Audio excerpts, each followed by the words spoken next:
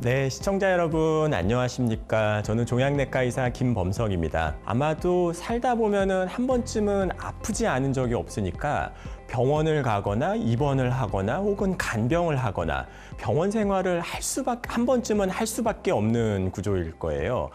근데 이제 병원에 가보면 여러 가지 느끼는 게 좀 병원에 가면 왜 이렇게 많이 기다려야 되나? 왜 이렇게 의사들이 불친절한가? 정말 나는 병원 생활 어떻게 해야 되는가? 이제 이런 걱정이 될 수밖에 없거든요. 특히 이제 암과 같은 큰 병을 앓게 되면은 병원 생활을 계속 해나가야 되는데 참 어렵게 느껴지는 부분들이 많습니다. 그래서 오늘은 그런 병원 생활을 어떻게 슬기롭게 잘할 수 있을 건가 이제 이런 이야기를 드리려고 합니다.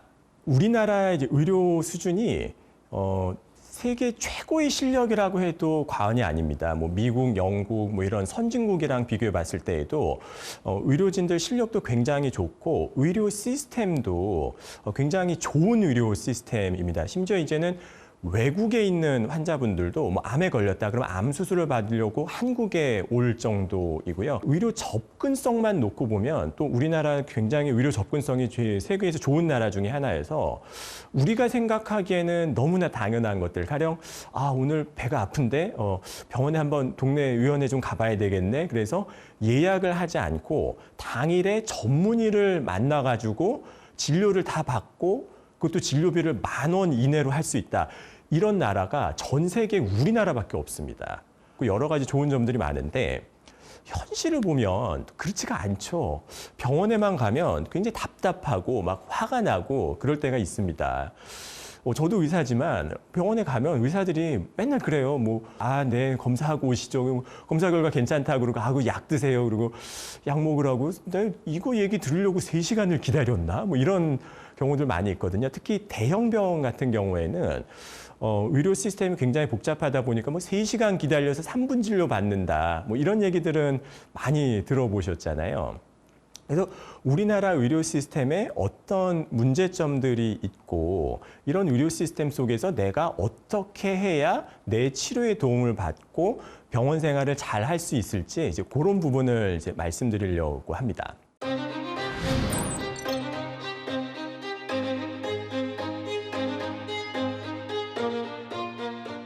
먼저 첫 번째로 말씀드릴 거는 이제 외래 진료인데요.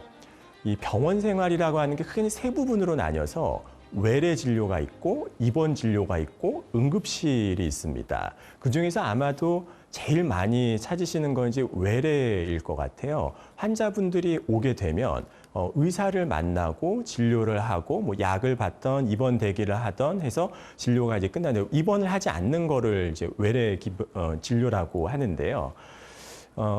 가까이에 있는 이제 동네 병원 같은 경우는 외래가 많이 기다리지 않고 대부분은 금방금방 당일 진료도 되고 그렇습니다. 하지만 살다 보면 감기 같은 가벼운 병만 걸리는 게 아니라 큰 병원에 가야 되는 큰 병에 걸리기도 하죠.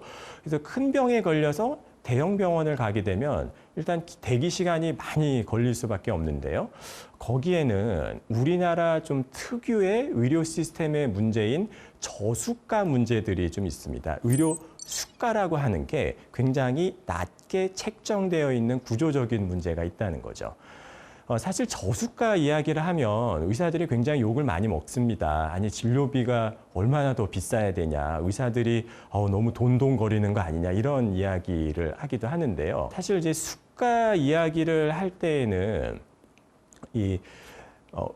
국가에서 인정하는 의료비의 원가 개념을 조금 이야기를 할 수밖에 없습니다. 우리나라에서는 국민건강보험이라고 하는 단일 의료보험 시스템에서 국가에서 이제 수가를 얼마를 받으세요 하고 다 책정을 해놓거든요.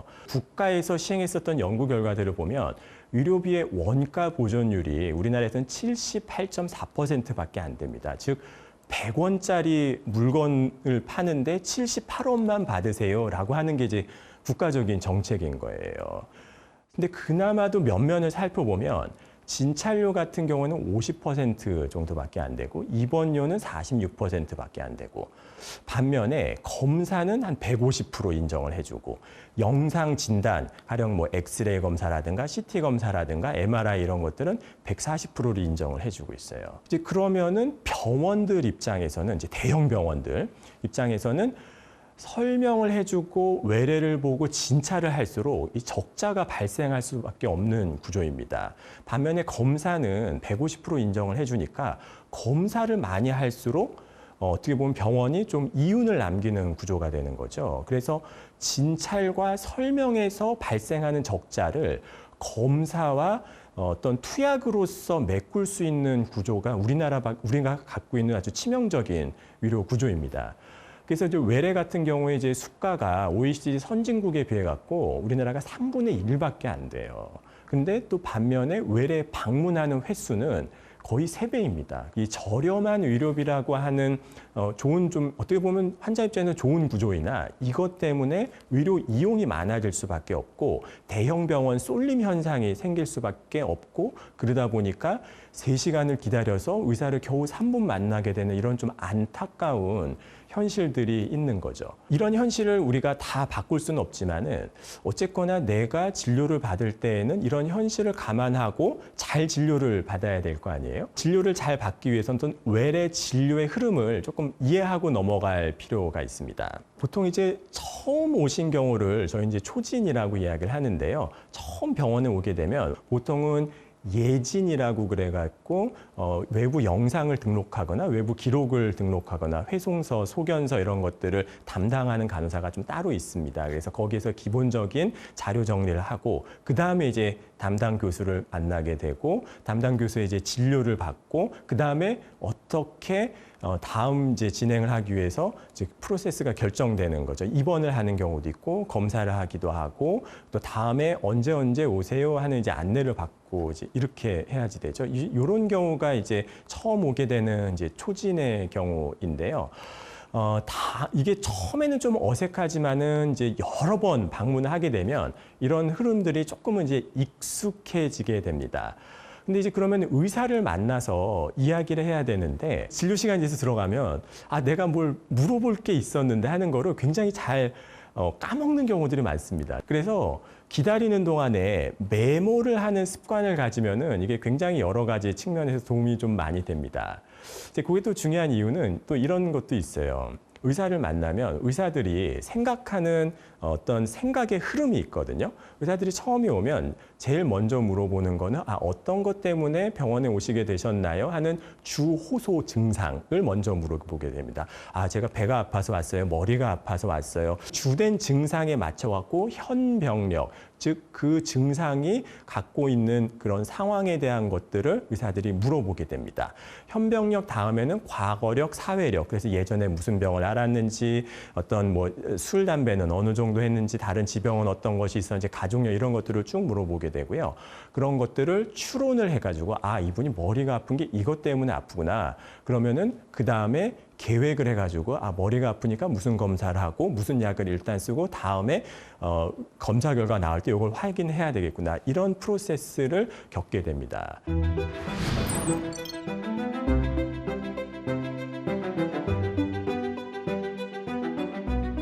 그 다음에는 입원에 대해서 이야기를 좀 하려고 하는데요. 입원을 하게 되면 일단 첫 번째로는 굉장히 정신이 없습니다.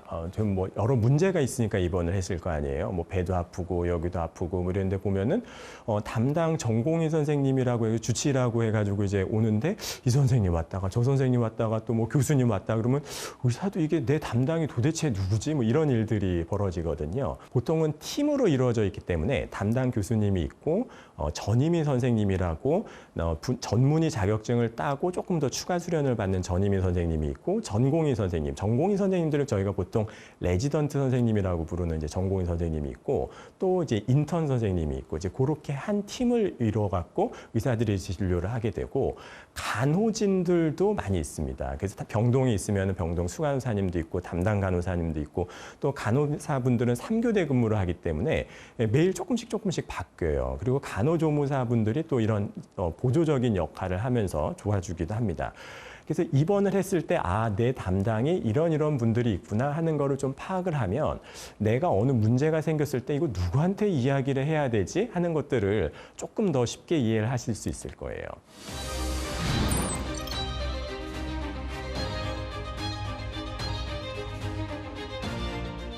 그 다음엔 응급실 진료를 좀 말씀을 좀 드리려고 하는데요. 응급실은 기본적으로 응급한 상황에서 진료를 하는 곳입니다. 당연히 뭐 24시간 365일 진료를 하게 되는데요. 근데 응급실에 한번 갔다 오시고 나면 환자분들이나 보호자분들이 어떤 머릿속에 트라우마가 생기는 경우가 많아요. 아니 뭐 기다리라고 해서 뭐 하염없이 기다렸는데 의사라고 코빼기도 안 배치고 그냥 한참 기다렸다가 나 아픈데 뭐 진통제도 하나 안 놔주더라. 그러면 그 다음부터는 사실 응급실에 가기가 좀 싫어지기도 하거든요. 근데 이제 응급실에서 이제 중요한 거는 응급실은 접수 순서대로 진료가 이루어지질 않습니다. 응급한 환자 위주로 진료가 이루어집니다. 좀 극단적인 예를 들면은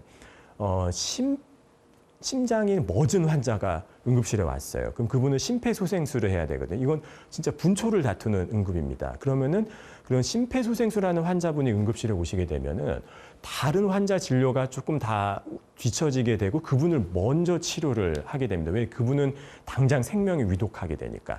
이게 이제 응급실 진료에서의 어떤 패턴 같은 건데요.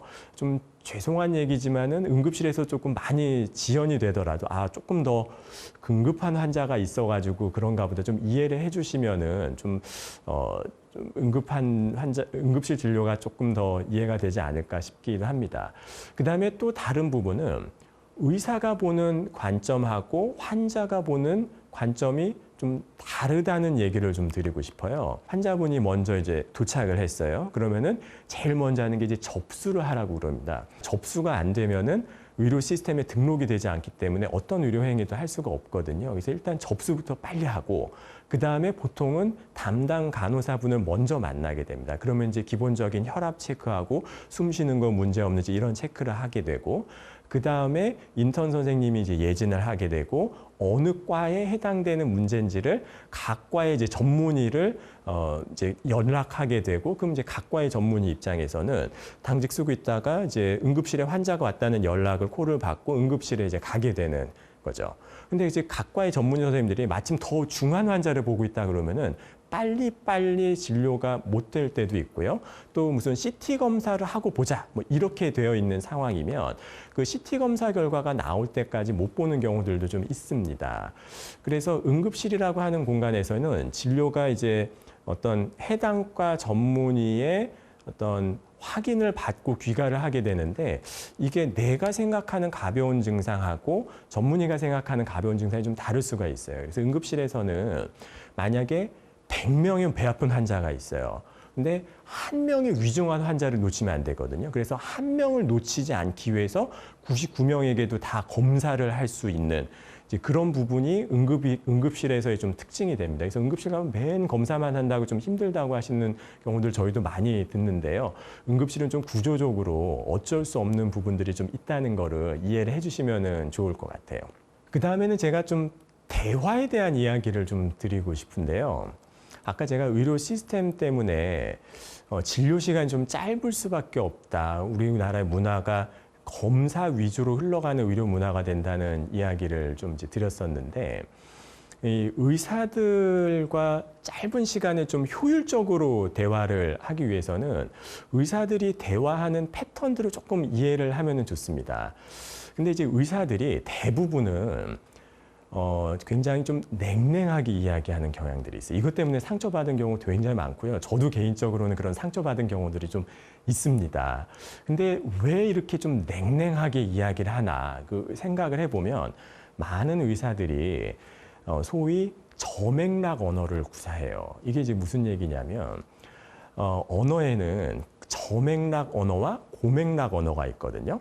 고맥락 언어라는 게 어떤 말의 액면 그대로 해석하는 게 아니라 그 상황과 어떤 맥락에 의해 가지고 이해하는 언어를 저희가 고맥락 언어라고 그러는데 이 한국어가 대표적으로 고맥락 언어입니다. 근데 이제 의사들은 대부분 저맥락 언어를 구사해요. 그래서 가령 환자분 항암 치료 합시다. 그럼 그건 무슨 얘기인가요? 항암 치료 하자는 얘기인 거예요. 말 그대로예요. 근데 환자분들은 고맥락 언어를 구사해요. 그래서 항암 치료 하자고 그러면 환자분들 저한테 꼭 그러세요. 선생님 근데 꼭 항암 치료 해야 되나요? 저는 그 얘기가 뭐를 의미하는지 이해하는데 한참 걸렸어요. 왜냐하면 환자분들 입장에서는 항암 치료 꼭 해야 되냐 이 얘기가 항암 치료 하기 싫다 뭐 이런 얘기가 아니에요. 내가 항암 치료를 해야 될 만큼 상황이 그렇게 안 좋은 건가요? 내가 항암 치료 그거 되게 힘들다고 들었는데 나 그거 하다가 어떻게 되면 어떻게 하냐, 나 걱정된다, 불안하다. 하지만은 의사가 꼭 필요하다고 그러면 내 항암 치료를 할 생각이 없는 거는 아닌데 나를 좀 잘 봐달라. 이런 여러 가지 뜻이 담겨가지고 그냥 항암 치료 꼭 해야 되나요? 이런 질문으로 나타나는 거거든요. 그래서 어떤 패턴들을 잘 이해를 하고 핵심을 짚어갖고 이야기를 하면서 상대방의 말뜻을 정확하게 이해하고 넘어간다면 조금 더 좋은 치료를 받을 수 있을 거라고 생각을 합니다. 그래서 오늘은 제가 병원 생활에 대한 이야기를 좀 드렸는데요. 사실 의사가 이런 이야기를 하면 너무 의사 중심으로 이야기하는 거 아니냐고 느낄 수도 있습니다. 왜냐하면 환자분 입장에서는 내가 아픈데 내가 그런 것까지 어떻게 다 신경 써서 얘기를 하냐. 사실 그 부분이 맞습니다. 의사들이 조금 더 환자분들을 배려하고 말이라도 좀 따뜻하게 해주고 공감의 언어를 써야 되고 이런 것들 맞는데요.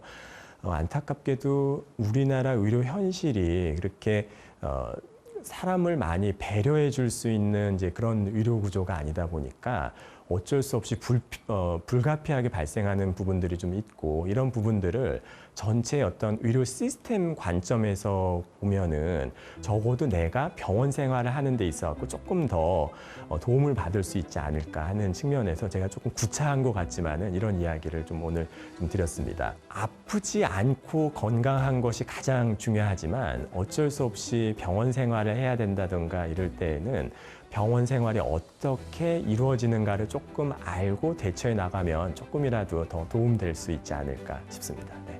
오늘 여기까지 말씀드리겠고요. 경청해 주셔서 대단히 감사합니다. 네.